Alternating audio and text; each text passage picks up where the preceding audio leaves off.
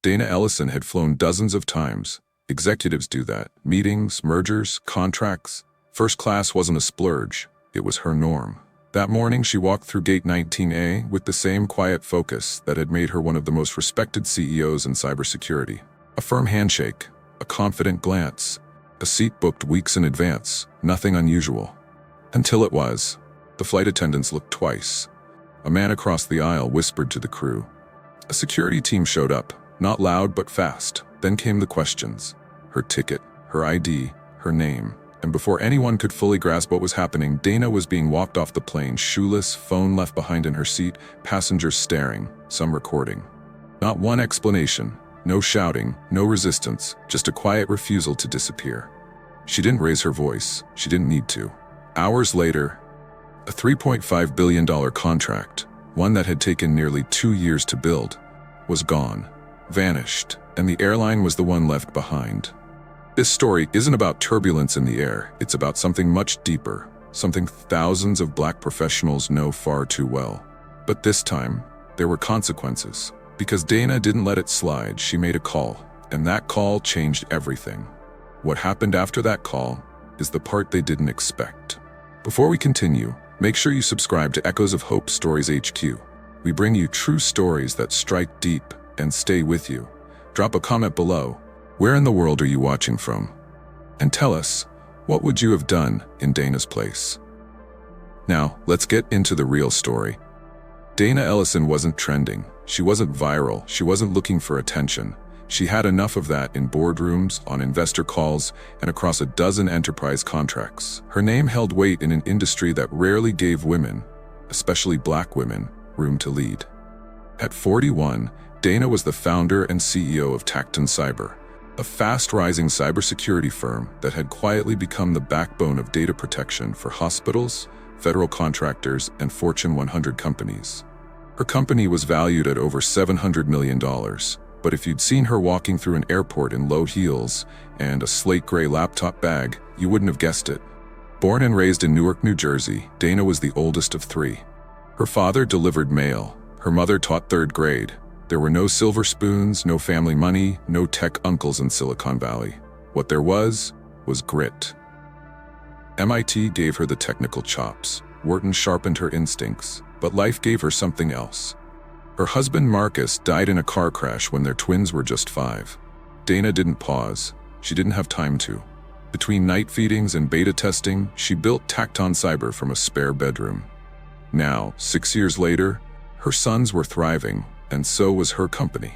She had contracts with the Department of Energy. She'd spoken at RSA and Black Hat.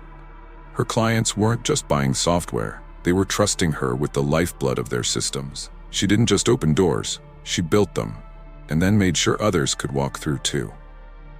That morning, Dana was flying from Dallas to San Francisco to finalize the biggest deal of her career, a $3.5 billion 10-year agreement with a major airline. Ironically, the very one she was flying with. The deal would have made her company the primary cybersecurity provider across their fleet, protecting everything from passenger data to cockpit telemetry. Months of vetting, audits, simulations, endless meetings. She was their choice. All she needed to do was arrive, sit across the table, and sign. But this one flight, had other plans. As Dana approached Gate 19A that morning, she wasn't nervous. She wasn't excited. She was focused on timelines, clause adjustments, endpoint security specs. She wasn't thinking about who might question her presence in first class. She never had to. Not anymore. Until now. Dana wasn't just another businesswoman in the sky. She was the key to the airline's future. She had every credential, every clearance. But that wouldn't matter. Not in the eyes of a system that still sees Black excellence as a threat, not a standard. This wasn't her first flight, but it would become the flight no one would forget. Because when the crew looked at Dana, they didn't see a CEO. They saw someone out of place. And that's where everything began to crack. Dana Ellison had flown this route before, Dallas to San Francisco. Non-stop, first class, early morning. She preferred seat 2A, second row window. Enough space to think, type, prepare. That day was no different. Her assistant had booked it a month in advance. Just like always, she approached the gate, scanned her boarding pass, and walked down the jet bridge with the calm assurance of someone who belonged. That wasn't arrogance, it was efficiency. She had meetings to review and a deal to sign. Dana took her seat, placed her blazer in the overhead bin, and opened her laptop. She didn't notice the man watching her from the aisle, not at first. Not until he spoke. Arthur Kinley, mid-50s, white blazer with a small airline lapel pin. He stopped beside her row and asked in a flat tone, "Are you sure you're in the right place?" Dana looked up slowly, unsure she'd heard correctly. "Excuse me?" He gestured to her seat. "This is first class. I think you're looking for economy." A pause. One breath. She gave a polite but pointed response. "Yes, this is 2A, and I'm exactly where I'm supposed to be." The man grunted and moved on, but not before flagging down a flight attendant and whispering something in her ear. It should have ended there. It didn't. Minutes later, the same flight attendant returned. She asked to see Dana's boarding pass again. No apology, just outstretched fingers and narrowed eyes. Dana handed it over. The attendant stared at it for several long seconds, then nodded, almost reluctantly, and walked away. Passengers were still boarding. Dana tried to return to her work. But the energy had shifted. She could feel it. Another attendant came by, then a third. They whispered, looked over at Dana, glanced at the front of the cabin. Something was building, something she hadn't been warned about. Then came the question, "Ma'am, we're going to need you to step off the aircraft." Dana didn't move. "Why?" The attendant shifted. "We've had a complaint. You've been described as non-compliant and combative." Dana blinked. "I haven't said more than a sentence since I boarded." The attendant didn't respond. Instead, she repeated, "Please come with us." Dana asked again, "What specifically am I being accused of?" No answer. Just a pause, and then the call over the intercom. She had been labeled, without evidence, without incident, and now, without options. Within minutes, 2 uniformed airport security agents stepped onto the plane. One of them carried zip ties. The other addressed her by name. "Miss Ellison, we're going to ask you one last time to leave the aircraft voluntarily." Passengers were staring now. Some looked confused, some uneasy. Someone whispered, "What did she do?" No one seemed to know. But that didn't stop the murmurs from growing. Dana calmly repeated, "I'm not leaving unless you can tell me what rule I've broken." They didn't answer. Instead, they moved in. She didn't resist. She didn't yell. She didn't run. But still, they placed their hands on her arms and pulled her from her seat. Her shoes slipped off in the shuffle. Her laptop was left open, mid-email. Her purse still under the seat. As she was escorted past the rows of silent travelers, phones began to rise. Recording, filming, watching. She was taken through the jet bridge in socks. No coat, no voice, no dignity. She boarded a plane to finalize a $3.5 billion deal. She was removed like a threat, with no explanation, no accountability, just the wrong skin and the wrong seat. Outside the gate, Dana stood in silence. The officers left her at the terminal. They didn't speak again. No apology, no paperwork, no report. She turned, looked back at the gate, and then did the one thing she'd avoided for years. She picked up her phone and pressed record. Humiliated, dehumanized, she said nothing, but everything changed the moment her feet touched the tarmac. And what she did next would bring an entire airline to its knees. By the time Dana had collected her belongings, her laptop, her blazer, her dignity, someone else had already uploaded the footage. 7 seconds. That's all it took. A shaky phone video captured her being led down the aisle in socks, face calm, eyes forward, as confused voices whispered off camera. What did she even do? That's not right. She was just sitting there. Within hours, it was everywhere. Twitter, TikTok, Instagram Reels. Screenshots with captions like, "Black woman dragged off plane for sitting in her paid seat." She stayed calm. They lost control. This is why we record everything. The clip spread faster than any press release ever could. And this time, there was no misinterpreting the tone. There were no raised voices, no threats, no chaos. Just a quiet woman being removed because someone assumed she didn't belong. By noon, the hashtags had taken over. Flying while black, Dana Ellison, first class bias. Thousands reposted the footage. Verified accounts, journalists, celebrities, corporate executives, everyone had a take. Then came the news outlets. The story hit national headlines within 18 hours. Morning talk shows, podcasts, evening roundtables. CEO dragged off flight became the lead-in for every breaking news segment that day. And then, Dana spoke. No lawyer statement, no publicist filter. Just Dana, standing outside the terminal with a press mic in her hand and poise in her posture. She didn't cry, she didn't stammer. She stood tall and told the truth. Dana's words: "I've spent 20 years building my name in boardrooms you've never heard of. I've negotiated billion-dollar contracts with some of the most powerful people in this country, but not even that could buy me the benefit of the doubt today." She didn't name the airline. She didn't have to. Everyone already knew. The airline responded hours later. A cold copy and paste statement posted to their social platforms read, "We regret the inconvenience caused to our passenger. The safety of our crew and customers is always our top priority." No name, no context, no acknowledgement. And in that silence, the anger grew louder. Public comments flooded in. "You removed a paying customer based on what? Her presence? This wasn't a safety issue. This was a profile issue.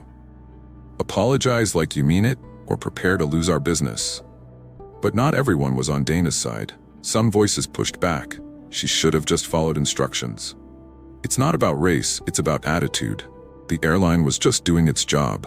Because for some, it's always easier to defend discomfort to confront discrimination.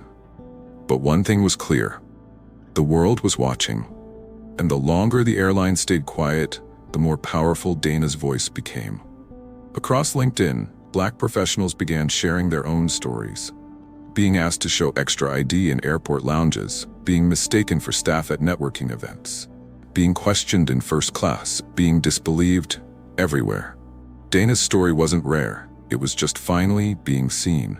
And the pressure wasn't just social, it became financial. Within 24 hours, travel analysts started fielding calls from shareholders. People were asking hard questions about policies, about training, about liability, about consequences. What the airline didn't know was who she was and what she was about to do. Because Dana didn't just walk off that plane, she walked away from their deal. And when she did, the real damage began.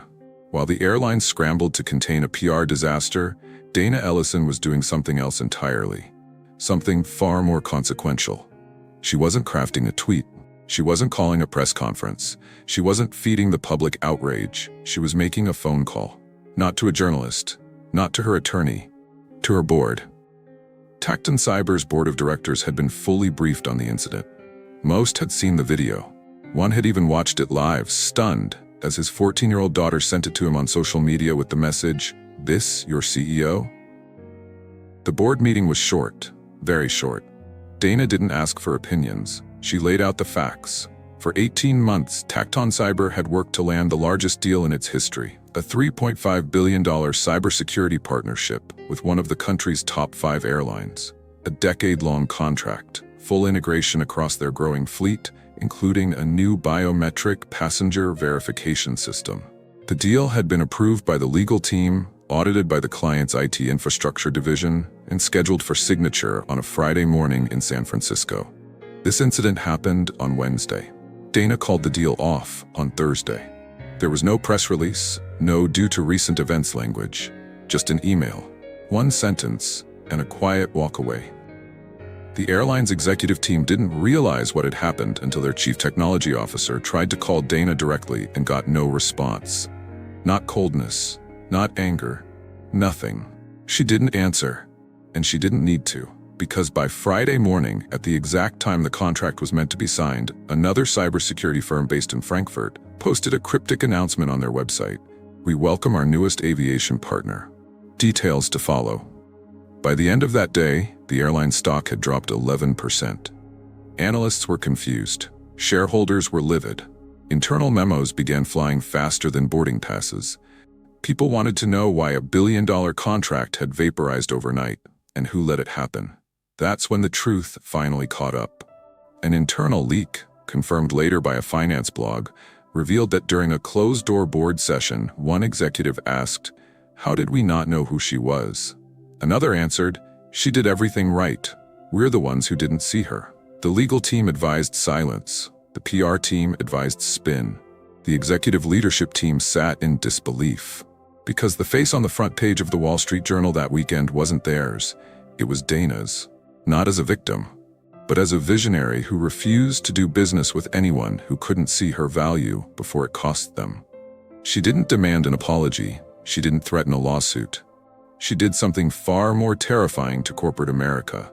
She walked away from the table and took the table with her. The airline tried to recover, but the damage was done. Dana's silence became louder than any public statement could have been. Within days, think pieces were flooding major outlets. When bias meets boardrooms, the Dana Ellison story. One mistake, one seat, $1 billion blow. What happens when a black CEO says no? Behind the scenes, the airline's leadership rushed to schedule an emergency session with shareholders. The talking points were weak. The questions weren't. Why was no one aware of her identity before the incident? Was she flagged because of race? What new policies are being implemented? How do you explain an 11% loss in market value in 72 hours? They had no good answers, because when you fail to recognize someone's worth until after you've humiliated them, there are no answers, just consequences. And it wasn't just one deal.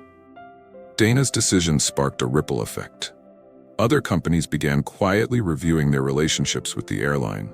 A logistics firm postponed a multi-year partnership pending a cultural audit. A global event sponsor pulled its brand from the airline's lounge network. Meanwhile, Tacton Cyber's visibility soared. Not because Dana wanted the spotlight, but because walking away became its own kind of power. Tech blogs hailed her as the executive who made dignity non-negotiable. Investors took note. Universities asked her to guest lecture.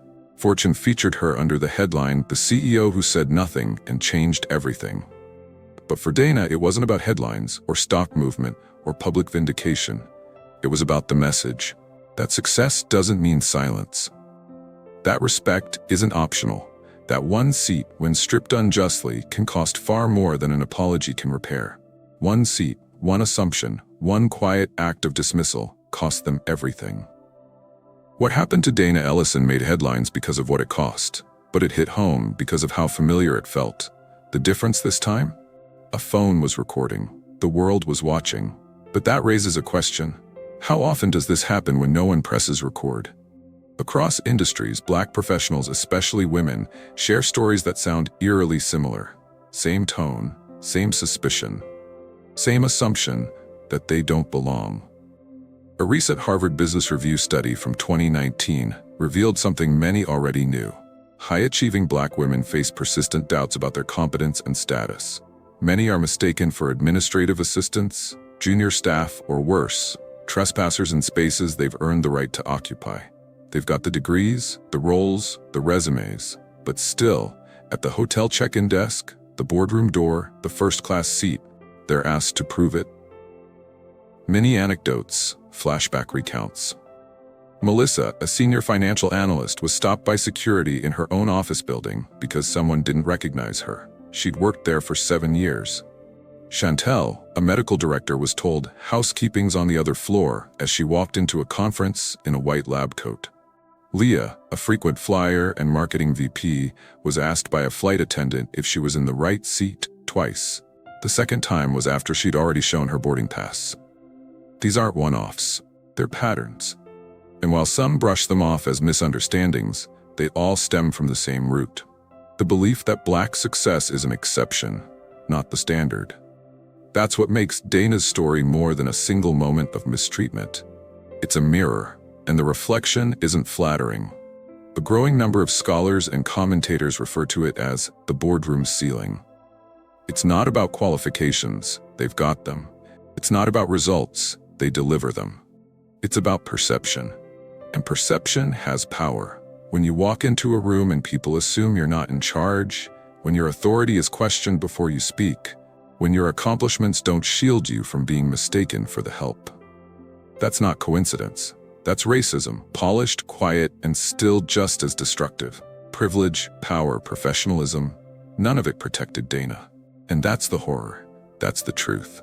Because if someone with her resume, her success, her visibility could be treated like she didn't belong, what happens to those without the spotlight? Are you lost? Whose assistant are you? Can I see your badge again?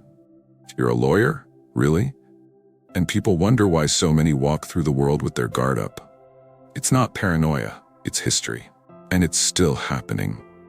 Dana's story reminded the world that racism doesn't always arrive shouting. Sometimes it whispers just loud enough to steal your seat, then blames you for standing. And even when the seat is paid for, even when your name is on the list, even when your contract is worth $3.5 billion, they'll still ask, "Are you sure you're in the right place?" So ask yourself, if it happened to her, what chance does someone have without a title, without a camera, without a voice that's been heard before? Because Dana Ellison wasn't an exception. She was the proof. The world knew Dana Ellison after the footage, after the fallout, after the $3.5 billion silence that spoke louder than 1,000 press conferences. But Dana didn't let the world define her by that flight. She didn't shrink into the role the airline cast her in, that of a humiliated, passive passenger, quietly escorted away. She refused to be remembered as the woman who was removed. She chose to be the one who responded. In the weeks that followed, while headlines swirled and media requests poured in, Dana made her next move, not for attention, but for impact. With the help of a few trusted executives and Black professionals across law, aviation, and tech, Dana co-founded GateCheck, a legal defense and advocacy fund focused on supporting Black travelers who experience discrimination in air travel and transit spaces. GateCheck's mission was simple. We protect the right to belong, and we fight when that right is denied. The fund offered legal representation, incident documentation tools, and a reporting portal for people who had been profiled, dismissed, or removed from flights and lounges under questionable circumstances. It wasn't charity, it was infrastructure. Within a month of launch, the platform received over 2,400 submissions. People from every background, business travelers, students, grandparents, pilots, stories no one had believed before, were finally being recorded.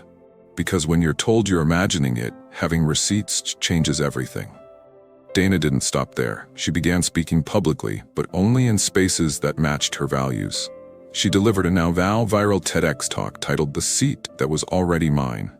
She spoke at SRM, the largest human resources conference in the country, challenging corporate leaders to rethink how bias shows up in policy, not just in people. At SXSW, she sat on a panel called "Boardroom Bias and the Price of Visibility." Each time she started the same way. "I wasn't removed because I was loud. I was removed because I was visible." Dana was offered book deals. 5 to be exact. One came with $1 million advance. She turned them all down.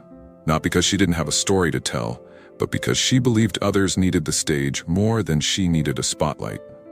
Instead, she quietly announced a new initiative, the Marcus Fund, named after her late husband.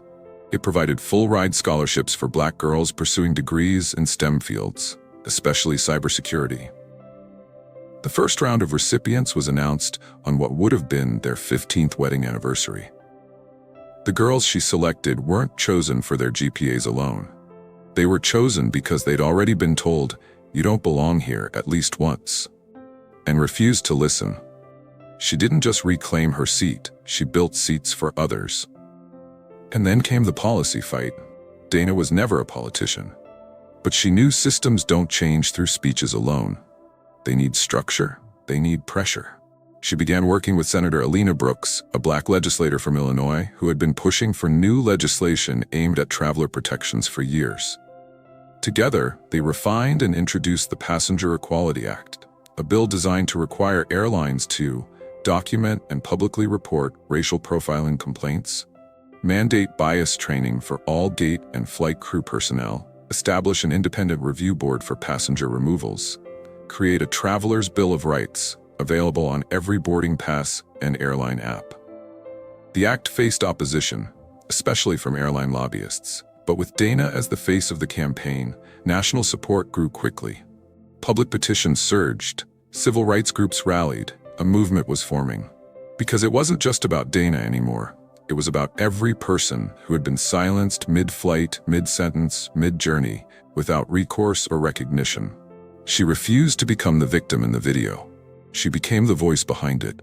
Her company, Tacton Cyber, never released a statement. They didn't need to. They stood behind their CEO with quiet resolve and doubled their hiring pipeline for women of color in engineering. Dana herself declined awards, declined interviews, declined to center her personal pain, but she kept showing up. At schools, at forums, on calls with young entrepreneurs who asked her, "What do you do when people think you're not supposed to be in the room?" Her answer never changed. You stay, you speak, and if they still won't hear you, build a bigger room. And that's what Dana did. She didn't wait for justice to catch up. She moved forward and made sure the world followed. The moment Dana Ellison walked off that plane, the world saw what many Black travelers have lived for years, but were rarely believed about. And once the story broke, it didn't just resonate, it exploded.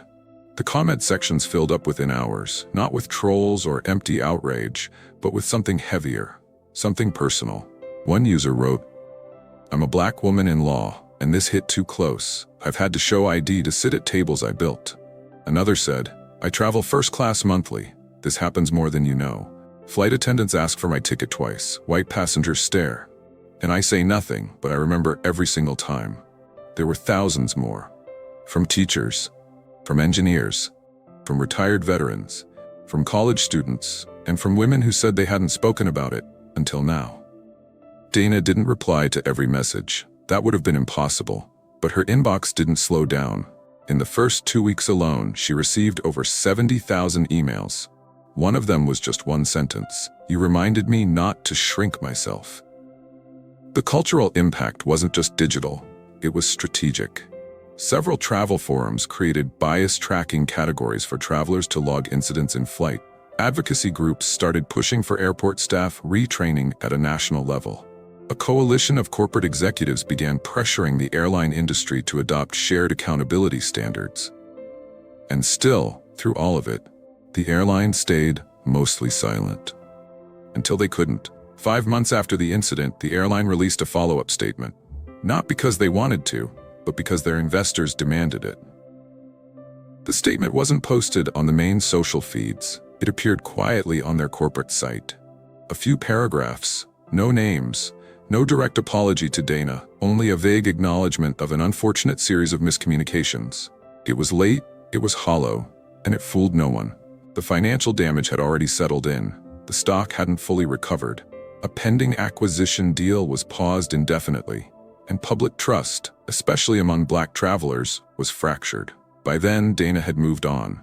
Her name was already being studied in business schools, cited in lectures on executive agency and racial bias in corporate culture. And the legal case? Settled. Quietly. Privately. The amount was never disclosed. But those close to Dana said she never asked for a number. She asked for respect. And that was worth more than any settlement. The broader conversation continued to evolve. Black professionals across industries began openly discussing the psychological cost of constant vigilance, of double-checking how they dress for a flight, of preparing to be questioned on site, of choosing to carry 2 forms of ID just in case. Airline executives were now being asked questions they had never prepared for. How many times have you received discrimination complaints in premium cabins? What safeguards exist to prevent racially motivated removals? Why are those reports not publicly tracked? These weren't fringe demands. They were coming from analysts, from regulators, from shareholders. Because silence might feel safe, but silence is expensive.